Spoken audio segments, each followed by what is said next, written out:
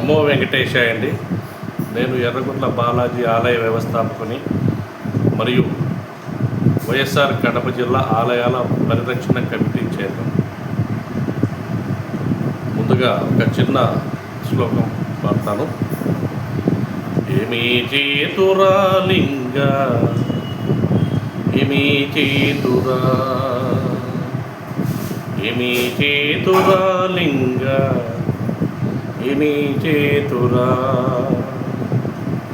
గంగ ఉదకము తెచ్చి నీకు లింగ పూజలు చేదమంటే గంగ ఉదకము తెచ్చి నీకు లింగ పూజలు చేదమంటే గంగనున్న చేపకప్ప ఎంగిలంటున్నది లింగ ఏమీ చేతురా లింగ ఏమీ చేతురా అక్షయావుల పాటి తెచ్చి అర్పితము చేదమంటే అక్షయావుల పాటి తెచ్చి అర్పితము చేదమంటే అక్షయావుల లేగదూడా ఎంగిలంటున్నది లింగ ఏమీ చేతురా లింగ ఏమీ చేతురా మహానుభావ మాలింగమూర్తి మహదేవ శంభో ఏమీ చేతురా లింగ ఏమీ చేతురా తుమ్మి పువ్వులు తెచ్చి నీకు తుష్టుగా పూజేదమంటే తుమ్మి పువ్వులు తెచ్చి నీకు తుష్టుగా పూజేదమంటే కొమ్మ కొమ్మకు కోటి తొమ్మిద ఎంగిలంటున్నది లింగ ఏమీ చేతురా లింగ ఏమీ చేతురా మహానుభావ మాలింగమూర్తి ఏమీ చేతురా లింగ ఏమీ చేతురా. ఓం నమ శివాయ. అసలు విషయానికి వస్తే 25వ తారీఖున అంటే అక్టోబర్ 25వ తారీఖున ఈనాడు ఎడిషన్లో కడప జిల్లా వార్తల్లో ఐటీఐ సర్కిల్ దగ్గర ఉన్నటువంటి అమ్మయ్య గుడి దాని గురించి అమ్మయ్య నీకు దిక్కు లేరయ్యా అడిగేవాళ్ళు లేరా అనే శీర్షిక వేశారు. దానికి అనుగుణంగా మన ఆలయాల పరిరక్షణ కమిటీ వైస్ చైర్మన్ గారు వెన్నపూస సుబ్బిరెడ్డి గారు నా దృష్టికి తెచ్చారు. దానికి అనుగుణంగా నేను నిన్న ఉదయం అక్కడికి వెళ్ళి ఆ ఆలయాన్ని పరిశీలించి అక్కడ ఉన్నటువంటి షాపులు ఆలయానికి ఉన్నటువంటి ఎంత స్థలము అక్కడ ఎవరు పూజారి చేస్తున్నారనే విషయాలు నేను వివరంగా తీసుకోవడం జరిగింది. ఈ వీడియో మీకు ఆల్రెడీ నేను పోస్ట్ చేయడం జరిగింది. అయితే ఈ ఆలయము ఎండోమెంట్ శాఖ దగ్గర ఉంది, వాళ్ళు నడిపిస్తున్నారు. అయితే అక్కడ ఉన్నటువంటి 6 షాపులు ఉన్నాయి, కమర్షియల్ షాపులు మెయిన్ రోడ్డు మీద. వారికి ఒక్కొక్కరు 6,500 ఇస్తున్నారు ఒక్కొక్క షాపు.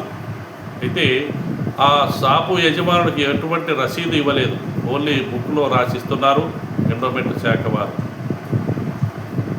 దానికి వెనుక భాగంలో దాదాపు దండిగా స్థలం ఉంది, చుట్టూ కాంపౌండ్ పడిపోయింది.